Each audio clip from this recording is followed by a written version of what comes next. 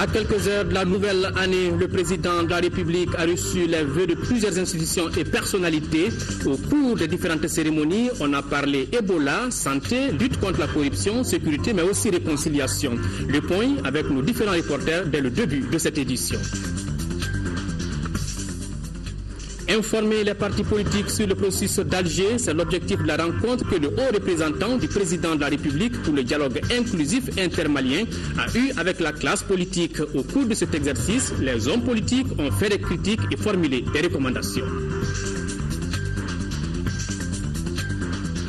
2015 est déjà à nos portes. Le Mali risque de ne pas être au rendez-vous de l'éducation pour tous recommandée en 2000 par la communauté internationale.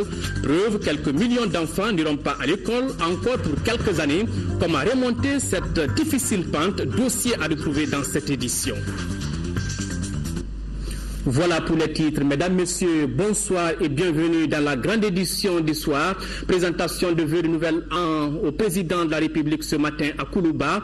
Tour à tour, Ibrahim Boubacar Keïta a reçu les représentants des familles fondatrices de Bamako et les confessions religieuses. Au cours de cette cérémonie, l'accent a été surtout mis sur le renforcement de la lutte contre la corruption, le chômage, l'amélioration de la qualité de l'éducation et la promotion de la bonne gouvernance.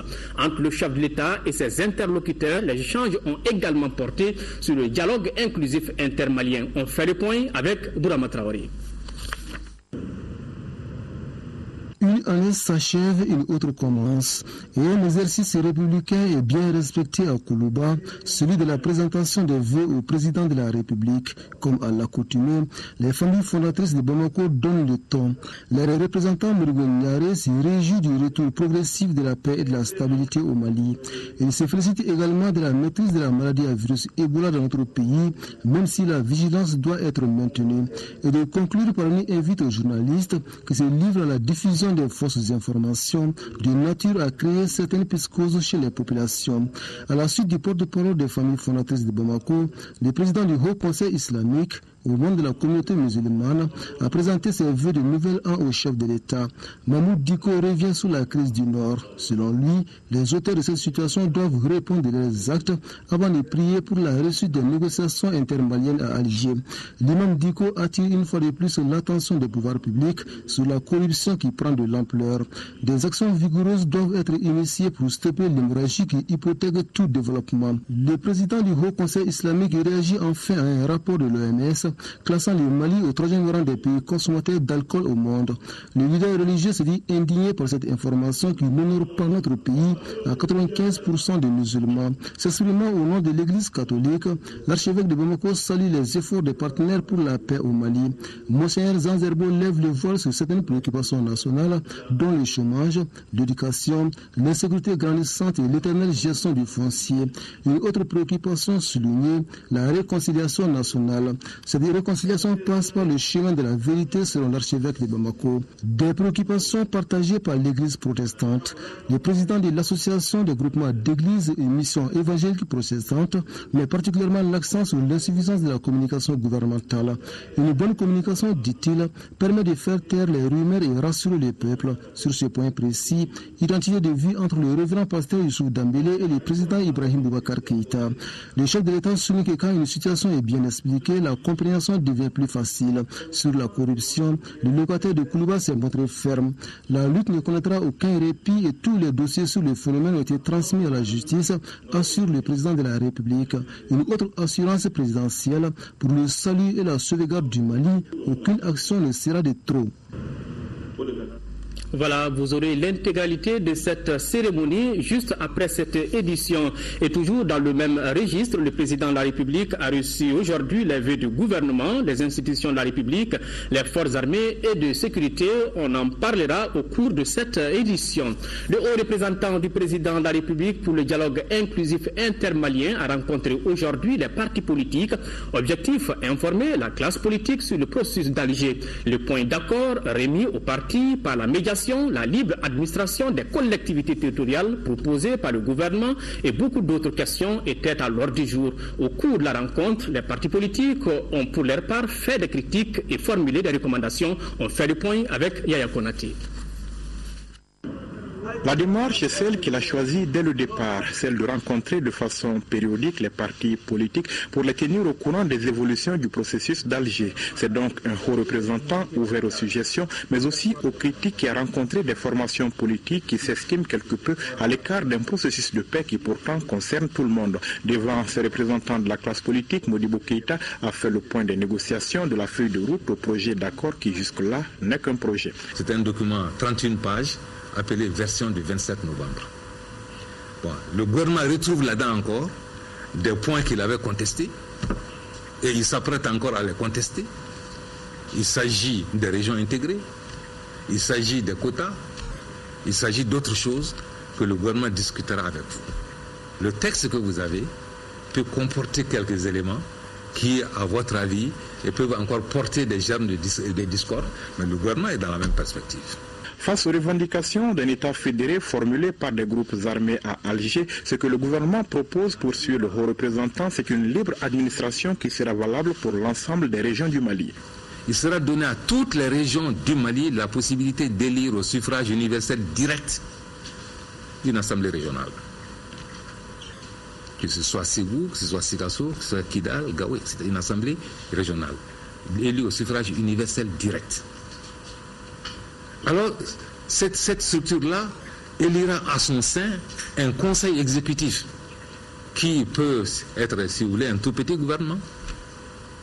Et l'autre aura, si vous voulez, la possibilité de définir les besoins élémentaires de la région.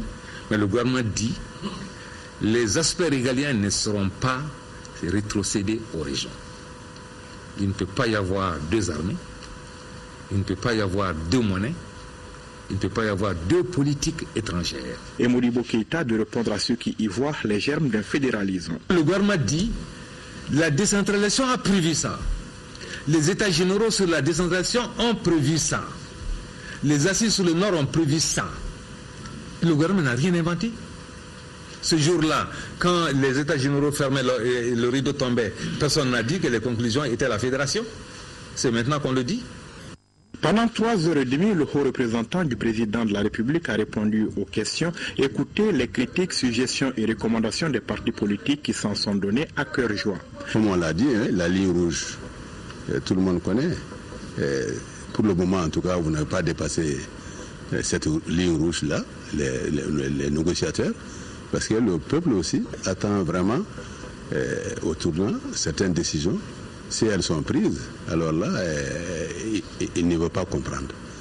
Donc c'est pourquoi nous voulons étudier ça, faire des propositions concrètes, et pour qu'on puisse avoir l'adhésion de l'ensemble de la population derrière le projet de défense d'un Mali indivisible.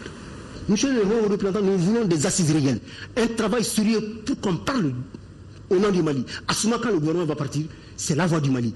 On a l'impression que c'est de plus en plus la voix du gouvernement. Exprimer leur point de vue, c'est le droit des Maliens que sont les représentants des partis politiques, assure Modibo Keïta, qui rappelle cependant que le temps ne joue pas en faveur de notre pays dans ce dossier. Souvenez-vous que le temps est notre ennemi aujourd'hui, que nous ne pouvons plus passer notre temps seulement la discussion, même si elle est utile. C'est ça la recommandation que j'ai à faire. À l'issue de 4 heures d'échange, le projet d'accord a été remis aux représentants des partis politiques avec l'engagement que la demande d'un débat sur le sujet formulé par certains sera transmise au président de la République. Le haut représentant les a en outre invités à travailler à renforcer la confiance entre les partis en négociation et à contribuer à rendre plus serein l'environnement national. Il faut, plaide-t-il, en outre faire confiance à l'équipe de médiation et intégrer le fait que dans une négociation, il est impossible d'obtenir tout ce que l'on veut.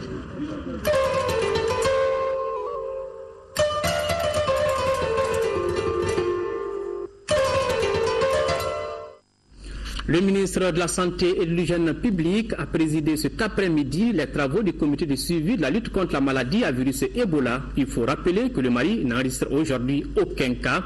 Nous écoutons le ministre de la Santé et de l'Hygiène publique, Ousmane Koné, qui donne des explications au micro de Youssouf Diakité. Aujourd'hui, nous avons tenu la réunion traditionnelle du lundi sur la maladie à virus Ebola. Nous avons juste eu le temps de passer en revue le compte rendu de la réunion passée et puis le point sur les tâches qui étaient issues de la réunion passée. Et nous avons interrogé les différents responsables de ces tâches-là sur l'état d'exécution. Les consignes ont consisté à préciser davantage les tâches qui avaient fait l'objet de quelques confusions. Mais il n'y a pas eu fondamentalement de nouvelles consignes.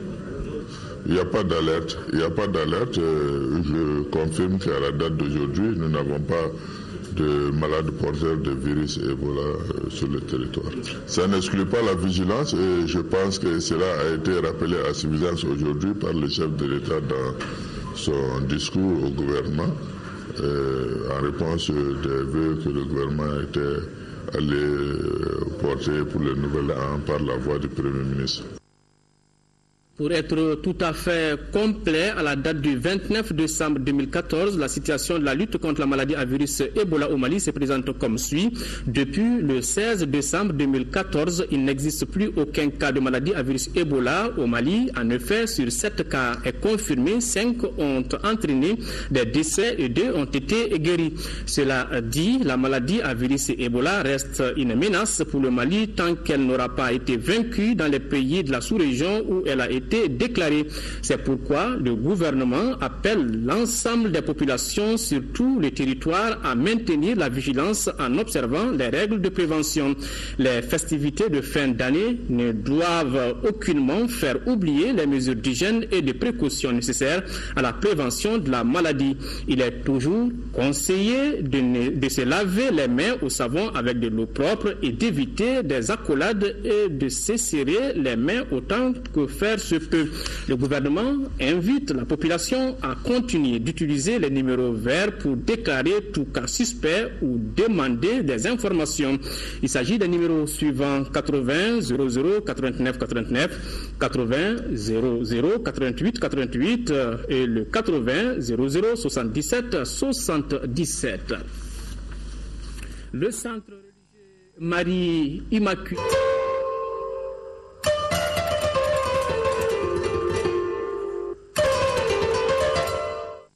Voilà, le centre religieux Marie Immaculée a abrité ce matin la cérémonie de remise de cadeaux de Noël aux enfants orphelins et ceux des populations déplacées du Nord résidant à Bamako. Nous y reviendrons au cours de cette édition. Le monde du travail face aux conflits sociaux et aux crises sécuritaires dans l'espace UEMOA. Le thème est au centre d'une rencontre organisée par la Confédération syndicale des travailleurs du Mali, CSTM, en partenariat avec l'Union économique et monétaire ouest-africaine. Les travaux visent à renforcer les capacités des acteurs syndicaux en matière de gestion et de résolution de conflits. Agali Aguissa, compte rendu. La Confédération syndicale des travailleurs du Mali, CSTM, forme ses militants en matière de prévention et de gestion des crises, en vue d'une meilleure implication des syndicalistes dans la résolution des conflits qui menacent la stabilité de certains pays de la sous-région. Le travail passe par la paix sans laquelle il n'y a pas de développement. La présente conférence s'inscrit dans la dynamique permettant aux acteurs syndicaux que nous sommes non seulement de nous pencher sur les voies et moyens de notre contribution dans la prévention, et surtout de renforcer nos capacités et de nous prémunir de compétences et d'outils appropriés pour une meilleure participation et implication au processus du dialogue social pour la paix et la justice sociale, garante des principes et droits fondamentaux au travail. Nous évoluons dans un contexte marqué par un certain nombre de difficultés liées aux conflits à deux niveaux. Les conflits sociaux qui sont néfastes à l'entreprise et à l'économie d'une certaine façon. Les conflits ou crises sécuritaires qui sont néfastes à nos pays, à nos économies, à nos familles et à nos entreprises également. Cette rencontre se tient au moment où le Mali sort d'une crise. C'est pourquoi les autorités du pays fondent beaucoup d'espoir sur les conclusions de ces travaux de 2 jours. Je tiens à vous rassurer que les recommandations et les conclusions issues de cet atelier feront l'objet d'une attention particulière par le gouvernement, surtout en cette période de crise que notre pays a traversée.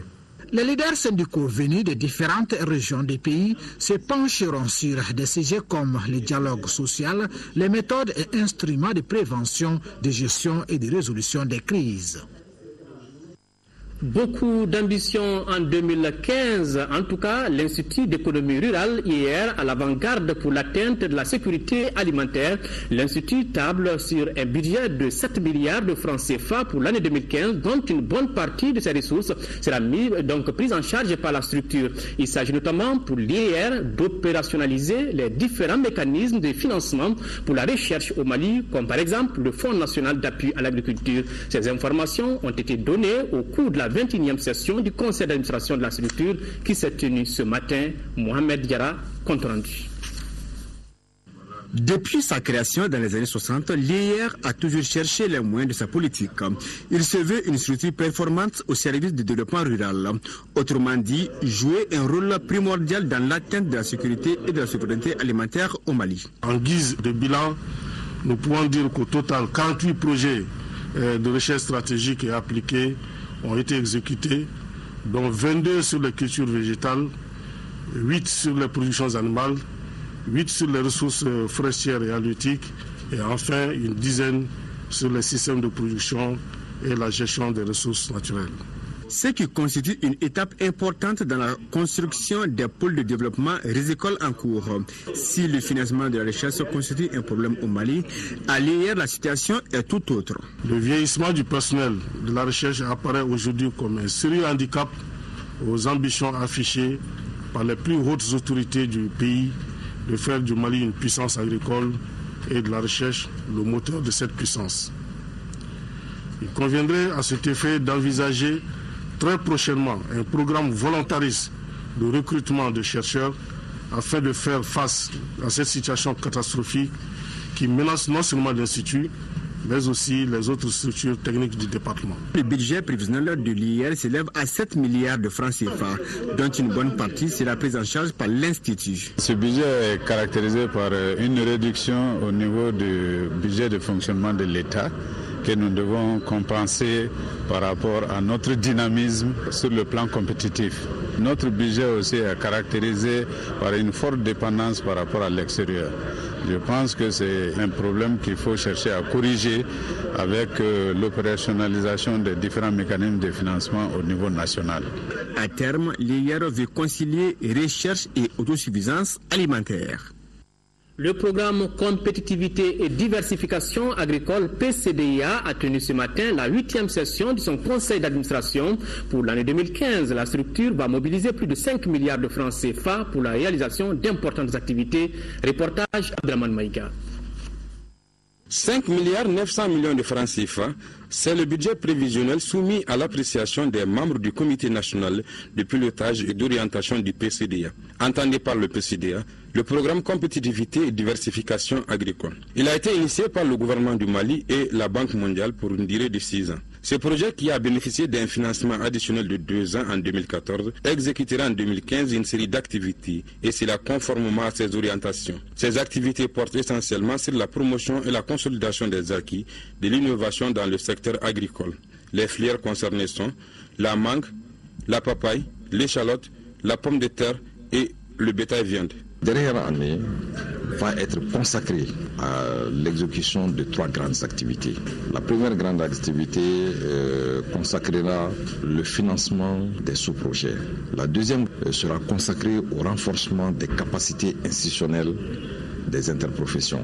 La troisième sera consacrée à l'autonomisation de la gestion des infrastructures qui ont été mises en place. Ce projet, qui sera clôturé en juin 2015, a réalisé en 2014 d'importantes activités, parmi lesquelles l'aménagement de 230 hectares dans les domaines de la petite irrigation, le financement de 169 sous-projets pour 1 milliard 300 millions de francs CFA, la commercialisation de 60 000 tonnes de pommes de terre. À cela s'ajoute l'octroi de 15 crédits aux promoteurs pour un coût de plus de 155 millions de francs CFA et l'exportation de 290 tonnes de mangue fraîche vers l'Europe. Je voudrais vous demander, au cours de ces travaux, d'amorcer la réflexion sur la cartographie des réalisations du projet et leur typologie en vue d'évaluer leur densité par bassin de production ou zone de concentration ou de diversification ou de compétitivité. Cette dernière session du PCDA sera mise à profit par les administrateurs pour réfléchir et élaborer des stratégies permettant de dégager une feuille de route pour non seulement consolider les acquis du projet, mais aussi et surtout assurer leur transfert aux collectivités bénéficiaires. Première session ordinaire du conseil d'administration de l'école normale supérieure. Le présent conseil s'articule autour des ressources et des dépenses. Garibou Pérou, compte rendu. L'ENSUP tient ainsi son premier conseil d'administration depuis 51 ans. Les ressources de l'ENSUP répartissent en ressources propres qui proviennent des frais d'inscription des dossiers et bien d'autres, et la subvention de l'État qui couvre les matériels didactiques, les frais d'électricité, le salaire du personnel, sans oublier les subventions aux organismes. Les prévisions budgétaires globales pour 2015 se chiffrent à près d'1 milliard 150 millions de francs CFA. L'ENSUP comprend deux filières. Une filière de formation des professeurs d'enseignement secondaire et une filière des professeurs d'enseignement fondamental. Cette dernière doit disparaître avec l'entrée en vigueur du système LMD. Les ressources humaines de l'ENSUP se composent du personnel enseignant, du personnel technique administratif et du personnel contractuel. Le personnel enseignant permanent est au nombre de 104 professeurs, dont 25 vacataires venant des différentes structures, services administratifs et établissements d'enseignement supérieur.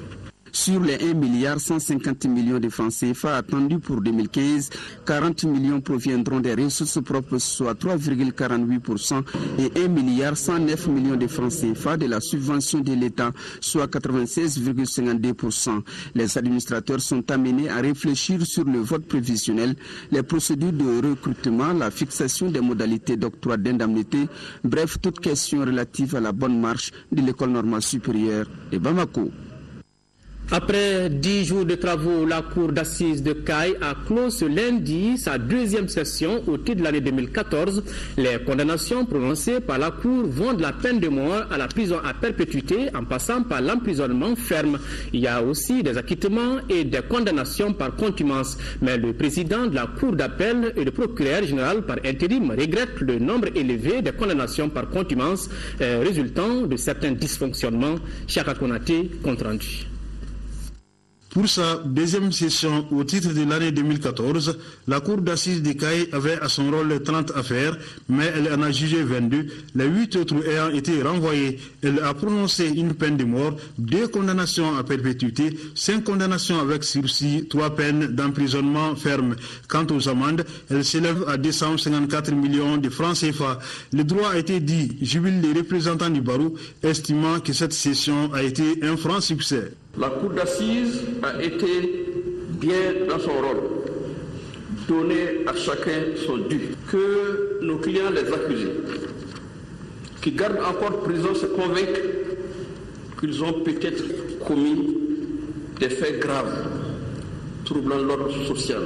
Accusés assistés par des avocats commis d'office, droit de la défense respecté, voilà des motifs de satisfaction pour l'avocat général assurant l'intérim du procureur général, même s'il déplore les taux élevés de condamnation par contumace, soit 11. La grande lenteur de la justice crée chez les justiciables la frustration, la suspicion, la méfiance, le mépris et même la tentation d'une justice privée. Il en est de même des décisions de condamnation par contumace qui ne permettent pas aux victimes le bénéfice rapide de leur réparation. La Cour d'appel de Caille manque de personnel, comptant seulement 3 magistrats, la loi prévoit 9, ainsi que 2 greffiers lors des assises. Elle est obligée de faire appel à ceux du tribunal de première instance. Résultat, certains dossiers ont été renvoyés pour composition irrégulière de la Cour. Toutes ces observations ainsi faites ont une valeur pédagogique. Elles ont pour objectif d'améliorer nos prestations dans nos domaines de compétences respectives et d'assurer à nos concitoyens une meilleure distribution de la justice.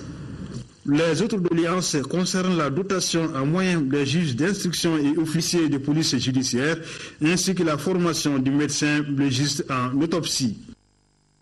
En 5e région, le programme développement de l'irrigation dans le bassin du Bani et à Selengue, PDIBS, vient de procéder au lancement de l'opération de déménagement des familles bénéficiaires du plan d'action pour la réinstallation des populations affectées par le seuil irrigué. Reportage Yacouba Maïga.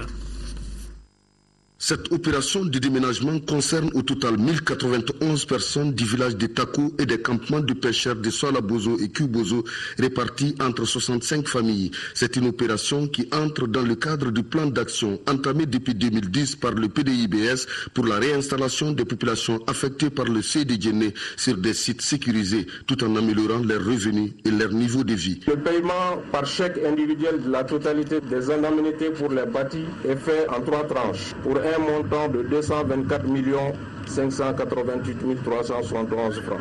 Grande était tout simplement la joie des populations bénéficiaires en rejoignant leur nouveau cadre de vie doté de toutes les infrastructures socio-économiques de base. L'occasion ou jamais de remercier les PDIBS pour les réalisations achevées. Nous accueillons favorablement le plan de route du village de Si au Sey et du Sey au village de Saratomo. Mais nous souhaitons son prolongement à la route nationale RN6 en passant par Konyo. Nous voilà sur le nouveau site, construit avec toutes les commodités. Les plaines du Pont de Nuit reçoivent déjà de l'eau à grand flot. Les voies d'accès bitumées arpentent allègrement les berges du Bani sur 20 km. Que le gouvernement de notre pays et ses partenaires techniques et financiers trouve ici l'expression de notre profonde gratitude. Le déménagement des familles dans leur nouvelle habitation sera suivi du paiement des indemnités pécuniaires, de reconstitution des vergers et autres plantations. Sport boxe, la 4e édition du mémorial Pierre Diakité s'est déroulée ce week-end sur le terrain Chaba de Lafiabougou avec une nette amélioration cette année dans la qualité des boxeurs et au niveau de l'organisation. C'est ce que nous dit Amara Malediallo. Novembre 2006, novembre 2014, voilà plus de 8 ans que disparaissait Pierre Diakité. Pour lui rendre hommage, un mémorial qui en est à sa 4e édition est initié avec un regroupement des meilleurs boxeurs de la place. On se souviendra aussi et surtout de Pierre Diakité, qui a su utiliser la magie des zones pour porter l'amour de la boxe au cœur des Maliens.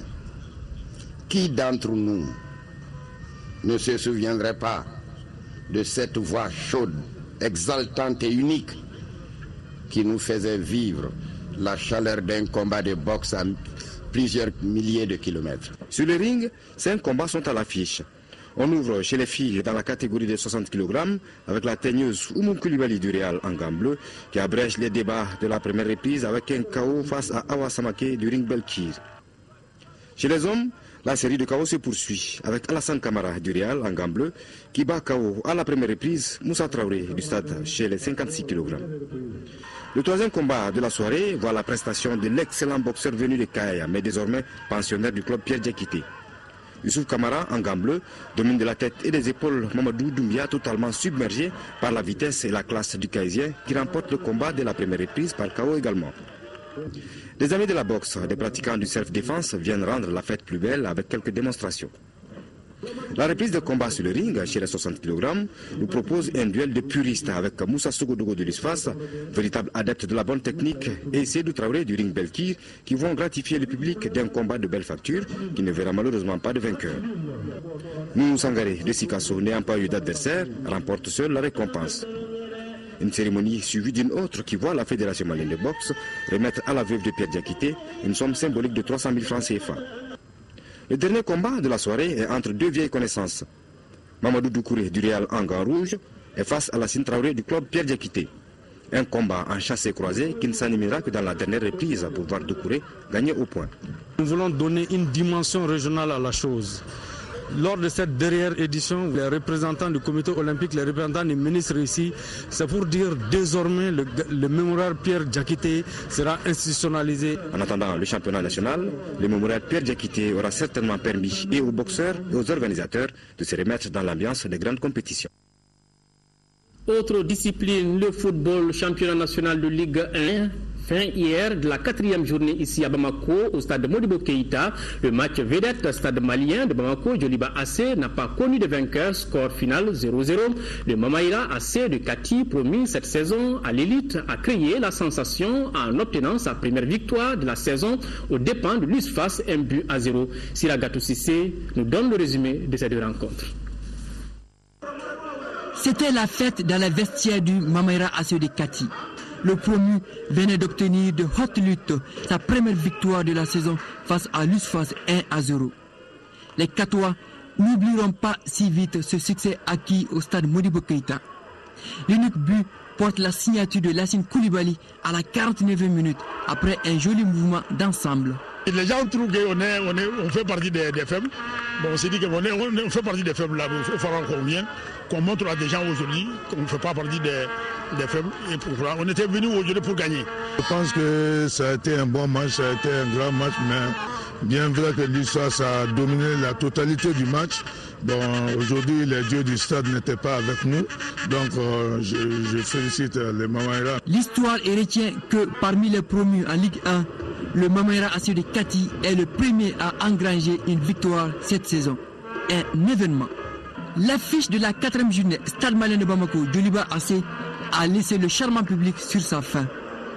Rarement, les travées du stade Modibo Keïta ont été garnis de la sorte. Les deux rivaux se sont loupés 0-0 sous les ordres du quatuor d'arbitre autour de l'international Mahamadou Keïta. Le stade malien a passé une mauvaise soirée. Le capitaine Idrissa Traoré Essien rate un penalty à la 19e minute. Et l'attaquant Mohamed Mokhtar Cissé prend un carton rouge à la 76e minute consécutive à un cumul de jaune. Le derby a pourtant commencé dans les vestiaires avec des prières, des messages d'encouragement et des discussions amicales.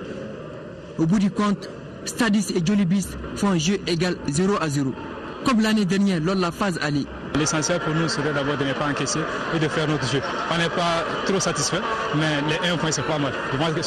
Je pense que c'est bon à prendre. On avait besoin d'une victoire au moins pour être sûr et certain du parcours, mais bon, défaut de victoire, il faut un match nul, c'est pas mal. Déjà, on avait une bonne équipe du stade en face. Ce nul rétrograde le Stade Malien de Bamako au 3e rang, 8 points, juste devant le Djoliba AC, 7 points plus 1. Nous repartons pour Koulouba comme promis, les états généraux de la décentralisation, le Forum national sur la corruption, la situation sécuritaire dans le nord du pays, les retours de l'ordre de notre pays sur la scène internationale ou la politique de migration ou encore la réconciliation, ce sont là, entre autres sujets, évoqués par le Premier ministre Moussa Mara lors de la présentation de vœux de gouvernement au chef de l'État, le compte-rendu de Alousséni Touré.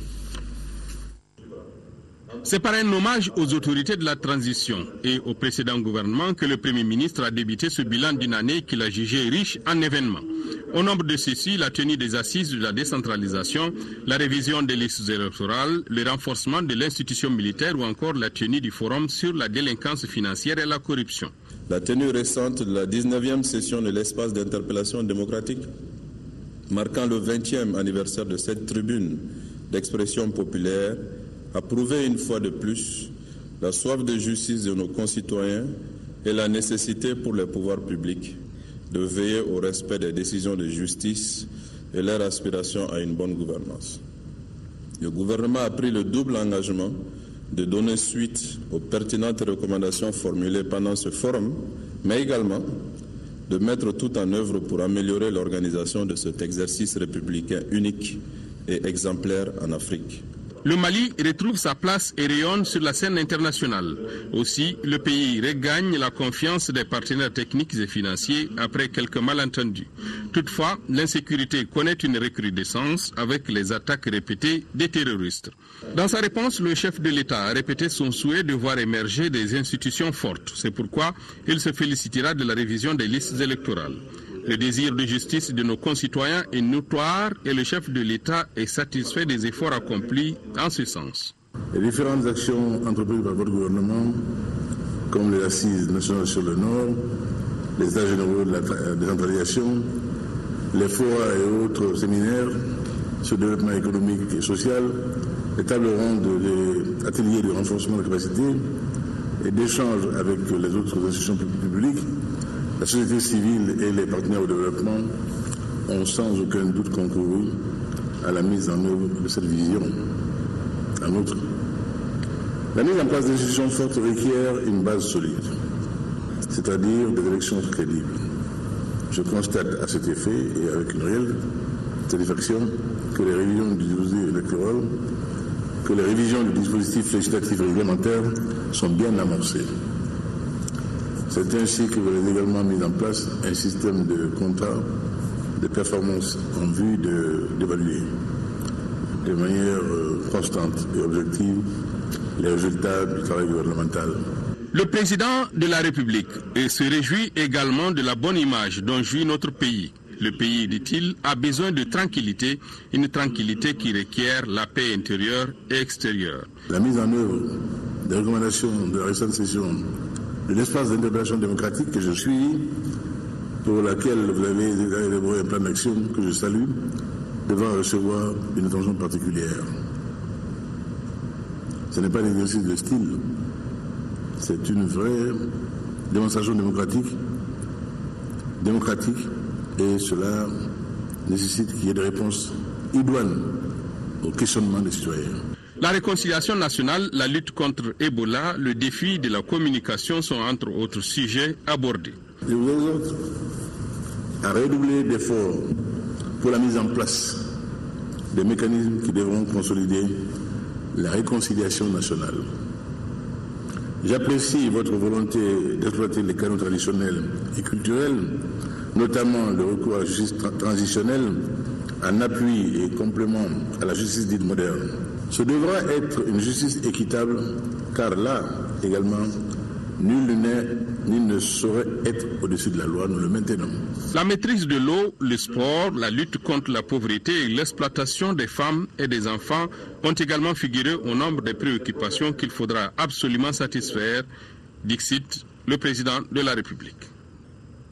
Voilà, c'est donc là le président de la République qui recevait ici les vœux du gouvernement, une cérémonie à suivre juste après cette édition. Les présidents des institutions de la République et les autorités administratives indépendantes ont également été reçus. Il a été surtout question du respect de l'autorité de l'État, la lutte contre la corruption et la délinquance financière. Mahamadou Doumbia, compte rendu. Au cours de ces présentations de vœux entre le chef de l'État, les présidents des institutions de la République et les autorités administratives indépendantes, c'est le président de l'Assemblée nationale, Isaka Sidibé, qui a non seulement parlé du retour de l'autorité de l'État, mais aussi que l'Assemblée nationale du Mali n'acceptera jamais une partition de notre pays. Il a aussi soutenu la lutte contre la corruption et la délinquance financière. Le président de la Cour suprême, Nounou Tapili, a rappelé les efforts enclenchés par notre pays pour le respect des droits de l'homme, la démocratie et les performances atteintes par son institution dans le domaine des arrêts et autres réquisitoires de la Cour. La Cour constitutionnelle créée il y a 20 ans renforce la démocratie car aujourd'hui, elle permet de contrôler les consultations électorales. Les pourparlers d'Alger sont suivis de près par la Cour constitutionnelle. Elle souhaite que ces rencontres permettent de trouver une solution définitive à la crise. En votre qualité de gardien de la Constitution et des lois de la République, je vous sais fortement préoccupé par les péripéties du règlement de la crise du Nord.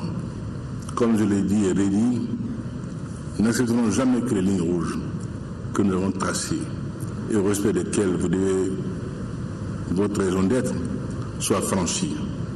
Je compte sur vous chaque fois que de besoin pour tirer la sonnette d'alarme. La Haute Cour de justice qui devrait être créée depuis 1992 a enfin vu le jour. Pour Abdraman Niang, que de courage, que de magnanimité pour Ibrahim Boubacar Keïta que d'accepter la création d'une telle institution qui juge un président de la République. Je n'ai de compte à régler avec aucun Malien. Avec la qualité de la gouvernance, avec la pauvreté, avec le sous-développement, avec ceux qui ne souhaitent pas de paix au Mali. Point. Ce rappel est important afin que nos concitoyens ne prennent pas l'objectif de la mise en place de la Haute Cour de justice. Ce n'est pas ad hoc, c'est constitutionnel. Et je crois que cela devait se faire, cela s'est fait. Alhamdoulilah. Le président du Haut Conseil des collectivités, Oumarou Ag Mohamed Ibrahim Aïdara, a félicité le président de la République, Ibrahim Boubacar Keïta. Il a toutefois souligné que la sécurité d'un pays commence d'abord par une armée bien équipée, gage d'une sécurité renforcée pour tous les citoyens. En dépit de la situation socio-sécuritaire écorchée par Jamil Bitar, il nous faut reprendre entièrement notre territoire reconnu comme tel. Il a par ailleurs souhaité que l'année 2015 soit une année de paix et de réussite pour notre pays. Vœux partagé par le médiateur de la République, Baba Akib Aïdara. Pour le vérificateur général Amadou Ousmane Touré, il a été surtout question de vérifications ordonnées par le Premier ministre suite à des requêtes du Fonds monétaire international concernant l'achat de l'aéronef et des équipements militaires. Je voudrais rappeler encore une fois avec force que la gouvernance que je voudrais conduire est celle-là qui va obliger le citoyen et l'agent public à modifier profondément leurs relations à la chose publique. Ce n'est nullement un hasard si j'ai passé mon mandat sur le site de la lutte contre la corruption et contre toutes les formes de dispersion des ressources publiques. Les Maliennes et les Maliens doivent comprendre et apprendre que chaque fois que leur est confié des ressources publiques, ils doivent se soumettre à l'exigence de redevabilité et de transparence. Demain encore, vous serez persiflés, brocardés et jetés aux orties. Tout ça parce que vous faites votre travail à telle enseigne que vous coupez le sommeil à pas mal de responsables indélicats qui ne peuvent monter sur l'ordre de la transparence.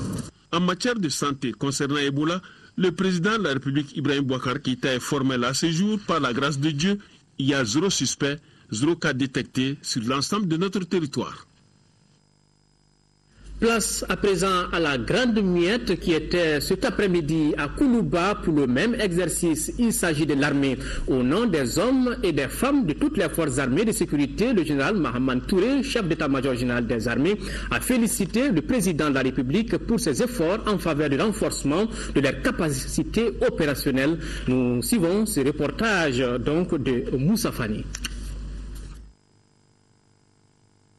Au cours de cette cérémonie de présentation de vœux, le chef d'état-major général des armées a mis en relief les activités de l'année écoulée des forces armées et de sécurité. Des activités qui leur ont permis d'exécuter de façon efficiente les missions qui leur sont assignées. Les forces de défense et de sécurité ont assuré et continuent d'assurer au quotidien diverses missions rentrant dans le cadre de leurs attributions. Elles concourent ainsi essentiellement à la sécurisation des personnes et de leurs biens. À titre d'exemple, il est opportun de citer, entre autres, l'exécution des missions de sécurité publique par les forces de sécurité, la police, la gendarmerie et la garde nationale. Cette exécution qui a contribué notamment sur initiative propre ou sur la base des informations collectées auprès des populations à la sécurisation dans une large mesure dans les villes et les campagnes. L'exécution des missions de protection et de secours par la direction de la protection civile. La conduite de travaux d'utilité publique par le génie militaire, en particulier ceux se rapportant à l'assainissement dans les villes de Bamako et de l'intérieur. Pour sa part, le chef de l'État a salué les efforts des différentes forces qui ont agi chacune dans son domaine pour une meilleure sécurisation du pays. Je profite de cette cérémonie pour non seulement apprécier tous les efforts et sacrifices consentis par les forces de défense et de sécurité, mais aussi leur réitérer toute ma confiance pour relever les défis qui sont aujourd'hui les nôtres. Je vous exhorte à veiller assidûment à parfaire les capacités de notre outil de défense et de sécurité, et ce, en application stricte des récentes résolutions du Conseil supérieur de la défense nationale.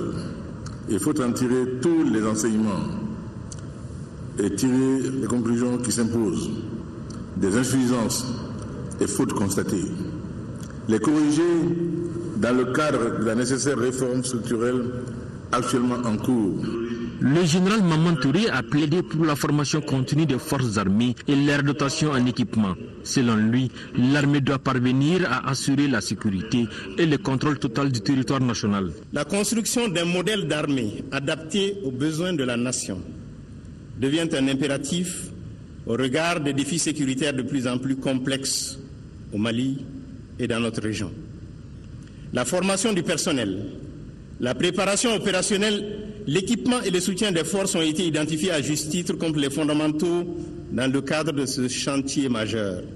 Sans forces armées solides et respectées, ancrées solidement dans la nation, la signature d'un accord de paix global et définitif ne nous permettra pas de faire l'économie de guerre ou de combat soutenu, surtout contre les terroristes et les organisations criminelles, avant de parvenir à assurer le contrôle total et définitif de notre territoire.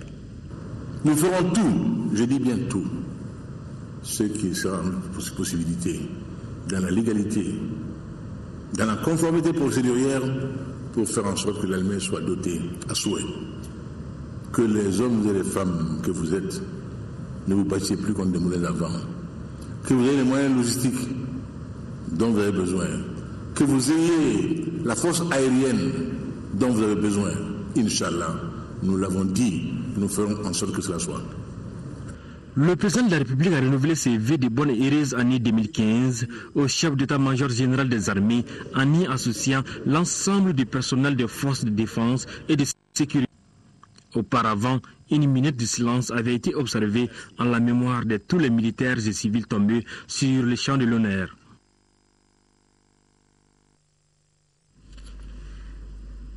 Et puis la direction de la communication et des relations publiques de la présidence de la République porte à la connaissance de la grande famille des médias et de la communication que le chef de l'État reçoit ses vœux de nouvel an demain mardi 30 décembre 2014 dans la salle des banquets du palais de Koulouba à partir de 11h. Sont concernés par cette cérémonie le Comité national de l'égal accès aux médias d'État, le Conseil supérieur de la communication, la Maison de la presse, les responsables de l'audiovisuel public et privés, les syndicats et associations professionnelles des médias, les chargés de communication des départements ministériels et des institutions de la République et des administrations indépendantes, les responsables des agences de communication, les correspondants de la presse internationale, les responsables des médias en ligne, les doyens du secteur des médias et de la communication. Le quota maximum est de 2 personnes par organe et structure. Les personnes dûment mandatées devront être munies d'une carte professionnelle. Mise en place terminée 10h45. Dossier de la rédaction Le Monde s'est engagé en 2000 à réaliser l'éducation pour tous d'ici 2015. À la veille de cette échéance, les nations font le compte de leurs réussites et échecs après des tendances encourageantes marquées notamment par l'amélioration de l'offre éducative et l'augmentation du taux brut de scolarisation. Le Mali a chuté de plusieurs points. Conséquence, quelques millions d'enfants n'iront pas à l'école pour quelques années encore. Alors, que s'est-il produit? Comment remonter cette pente? Moïse Traoré et Lamine Tchakoura Koulibaly ont mené l'enquête. C'est le dossier de la rédaction. 2015, c'est la date butoir que la communauté internationale s'est fixée pour réaliser l'éducation pour tous, l'EPT. Cet engagement a été pris à Dakar, au Sénégal, en 2000, par plus de 160 nations et leurs partenaires techniques et financiers. L'EPT est donc un mouvement mondial. Il comporte 6 objectifs. Principalement, je peux citer 3 objectifs. Le premier objectif, il faut que tous les enfants d'âge scolaire puissent fréquenter l'école. Deuxième objectif, il faut une éducation de base de qualité. Troisième objectif, équilibrer les chances entre les filles et les garçons. Maintenant, il y a l'éducation non formelle. La communauté internationale s'était déjà engagée dans un premier rendez-vous. En 1990, en effet, à Jobson, en Thaïlande, elle s'était résolue à réaliser avant l'an 2000 l'enseignement primaire universel. Tout comme on parlait de santé pour tous en 2000, tous les enfants en âge d'aller à l'école devaient y accéder durant la même décennie et achever au moins le premier cycle de l'enseignement fondamental. Mais échec. Le Forum de Dakar sur l'éducation le relance et les nations se donnent cette fois-ci 15 ans pour y parvenir. Nous sommes à 1 an de cette autre échéance. Au début des années 2000, la majorité des pays étaient aux environs de 50% de taux de scolarisation.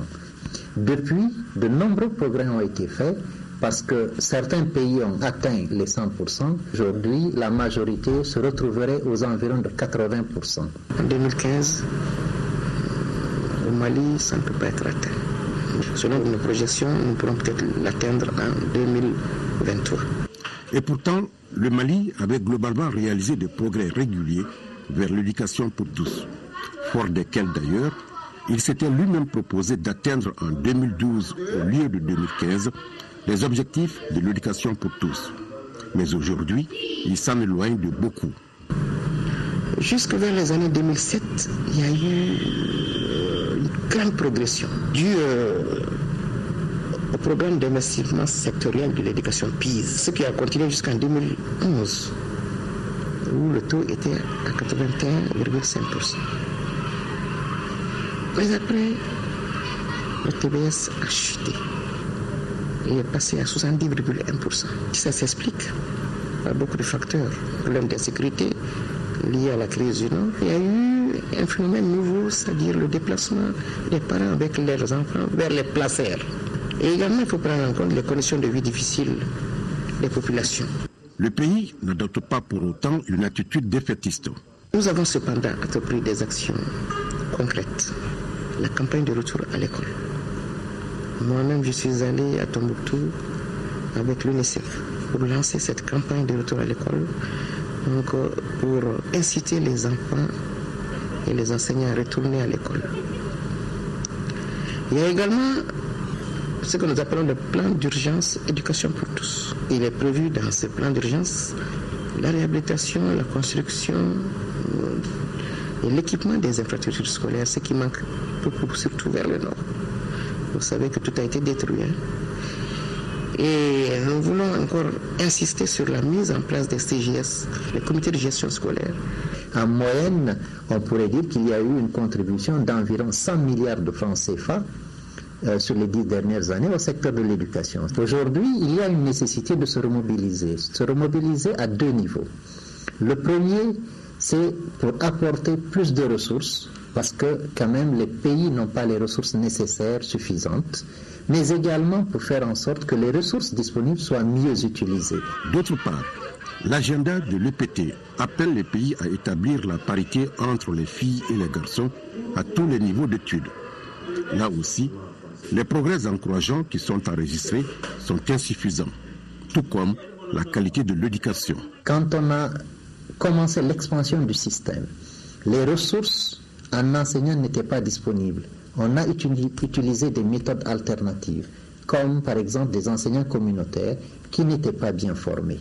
Il est important de leur apporter la formation nécessaire ou alors d'améliorer le niveau de recrutement des enseignants. Et cette détérioration n'est pas due seulement à la qualité de la formation des enseignants, mais aussi à la multitude des innovations pédagogiques qui se succèdent dans le temps et qui sont abandonnées au fur et à mesure que l'on avance. On introduit une innovation dans le système, elle est à peine maîtrisée, on passe à une autre. Et ainsi de suite, les enseignants, ils sont perdus dans les classes. Il y a cette double exigence. Il ne suffit pas d'améliorer le taux de scolarisation, de se dire, bon, on a 100% de taux de scolarisation, si 60 ou 70% de ces enfants sont menacés de retourner à l'analphabétisme. Il est très important d'appuyer le Mali, non seulement pour continuer à étendre son système éducatif, mais surtout à faire en sorte qu'il donne de meilleurs résultats. Pour certains, il faut aujourd'hui réorienter cette part importante de l'éducation de base vers l'enseignement supérieur. Avec le recul, qu'est-ce que vous en pensez? Moi, je pense que c'est une question d'équilibre. L'enseignement supérieur est autant utile dans un pays que l'éducation de base. Parce que l'enseignement supérieur, c'est la formation des cadres de haut niveau, c'est le développement de la recherche, et c'est le niveau de la conception dans tous les domaines.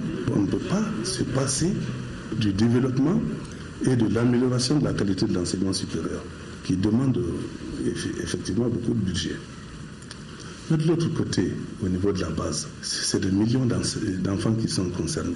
Ce sont tous les foyers qui sont concernés. Avant d'arriver au secondaire et au supérieur, il faut d'abord une éducation de masse et il faut aussi améliorer la qualité. Quand la qualité n'est pas améliorée au niveau de l'éducation de base, ceux qui passent au secondaire. Je pense qu'il est très important de voir que l'utilisation des ressources devra se faire à tous les niveaux.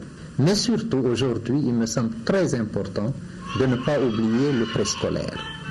La préparation des enfants au niveau du préscolaire, en faisant en sorte qu'ils aient une bonne alimentation, une bonne hygiène de vie et qu'ils aient les premiers instruments d'apprentissage est crucial.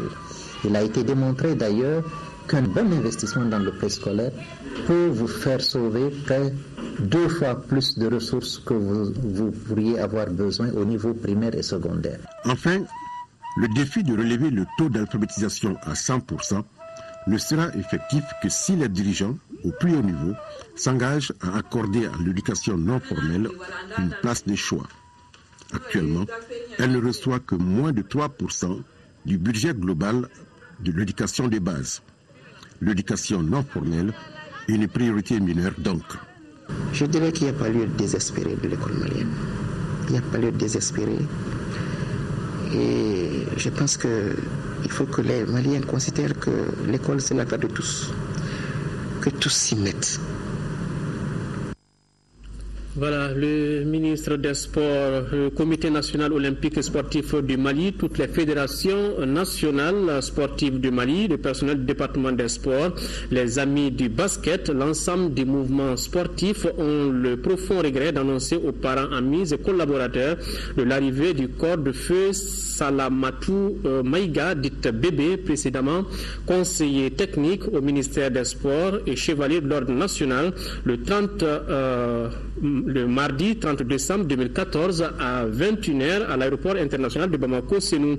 La levée du corps aura lieu le mercredi 31 décembre 2014 à 14h au stade du 26 mars.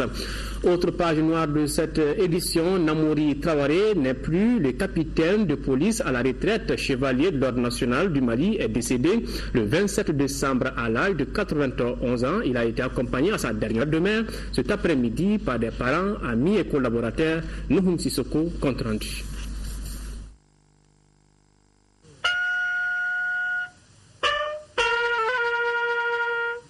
Le capitaine de police à la retraite Namouri Traoré, dont les siens pleurent, a très tôt embrassé ce corps et a rendu de bons et loyaux services de la période coloniale à l'indépendance du Mali. Assistant de police à la sûreté nationale, il fut affecté à Saint-Louis du Sénégal vers la fin des années 1940, où il servit comme inspecteur de police, puis adjoint au commissaire de police dans la commune de Sor pendant la période coloniale. Au cours de cette période, il fut admis à l'école fédérale de police de Dakar, d'où il sortit comme commissaire de police.